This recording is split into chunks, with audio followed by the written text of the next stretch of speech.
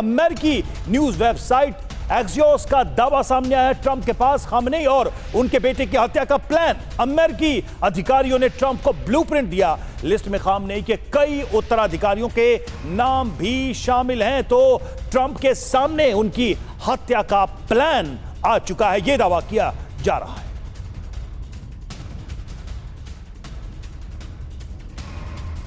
तो देखिए, ये कई सारे विकल्पों में से एक विकल्प हो सकता है जिसकी चर्चा अमेरिकी मीडिया में है। एक्सियोम के हवाले से यह बात कही गई है और यह कहा गया है कि न सिर्फ खामनेई बल्कि खामनेई के जितने भी उत्तराधिकारी हो सकते हैं उन सबको एलिमिनेट करने का यह प्लान है जो ट्रंप के सामने आया है। सवाल यह है कि क्या इतना बड़ा कदम ट्रंप उठा पाएंगे? तो टैरिफ पर डोनाल्ड ट्रंप को बड़ा झटका लगा, तो क्या इसके बाद खामनेई का खात्मा तय है? यह बड़ा सवाल। खबर क्या है पहले आप समझिए।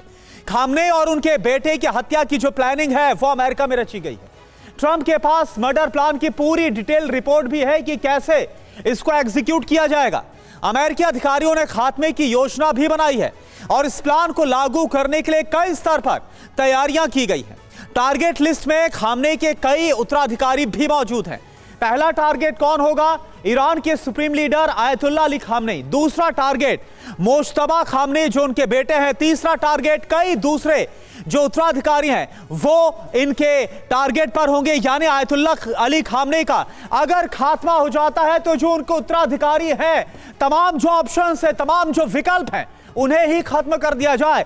इस प्लानिंग के साथ अमेरिका आगे बढ़ता हुआ नजर आ रहा है। तो ट्रंप को झटका, खामनेई का खात्मा। कुछ और जानकारी, संदेश क्या है और वजह क्या है? संदेश, ईरान पर बेहद कठोर रुख, खामनेई सुरक्षित बिल्कुल नहीं है। वजह आप समझिए, टैरिफ से लगे झटके को कम करना, समझौते के लिए तैयार करना, यह एक अपने आप में दबाव की रणनीति के साथ आगे बढ़ रहे हैं। संदेश यह दिया गया है, उत्तराधिकारी भी सुरक्षित नहीं है। अगर अमेरिका से इसी तरह से दुश्मनी आगे बढ़ती रही, अदावत बढ़ती रही, समझौते के लिए झुकना ही होगा।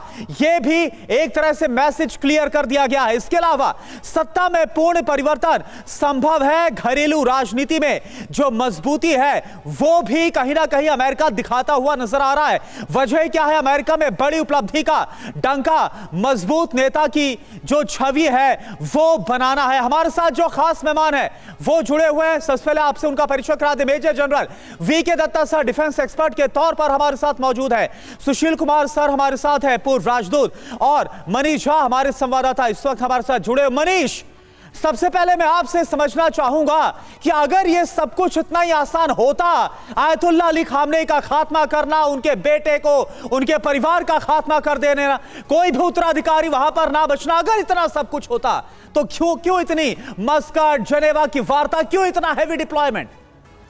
देखिए, पहली बात तो यह है कि किसी लीडर को मारना या मारने की कोशिश करना ये अमेरिका के लिए नया नहीं है, वो करते आए हैं। पिछले साल जब जून में इजराइल और ईरान के बीच जंग शुरू हुआ तो उसके पहले दिन हम सब ने देखा कि 12-13 जून की रात में जब इजराइल ने एक ऑपरेशन के तहत ईरान की मिलिट्री की टॉप लीडरशिप को ख़त्म कर दिया था। उसके 2 दिन बाद यानी 15 जून को इजराइल के पास मौका था कि वो ईरान के सुप्रीम लीडर को हिट कर सके, उनको मार सके।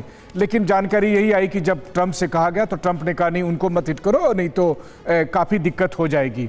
अब बात यह कि आज की तारीख में जब पेंटागन ने ये सलाह दी है ट्रंप को कि खामनेई को और उनके उत्तराधिकारी को मार देते हैं, तो यहाँ पर यह भी देखने की बात होगा कि इसी दिन के लिए ईरान के सुप्रीम लीडर ने ईरान की ट्रेडिशनल आर्मी से अलग IRGC बनाया था, जिसके पास अपनी नेवी है, अपने एयरफोर्स है और फिर मिसाइल का एक अपार भंडार है।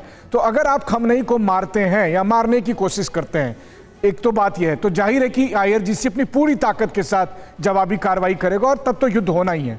दूसरी बात है कि खामनेई और मादुरो में थोड़ा सा फर्क है। मादुरो ने अपने घेरे में अपने बहुत से चापलूस, इनकॉम्पिटेंट लोगों को रखा था, जिसमें से कई लोग बिक गए थे। लेकिन यहाँ पर स्थिति यह है कि पिछले साल के ऑपरेशन के बाद जो सालों से तैयार किए हुए इजरायली एसेट्स थे वो एक्सपोज हो गए थे, उन्हें पकड़ लिया गया था। तो अब इतना आसान नहीं है, जो बात आपने कही इतना आसान नहीं है। लेकिन तब भी अगर वो अटेम्प्ट भी करते हैं तो फिर वैसी स्थिति में ईरान जंग शुरू कर देगा और उसके बाद का रिजल्ट एसेस करना बहुत मुश्किल है।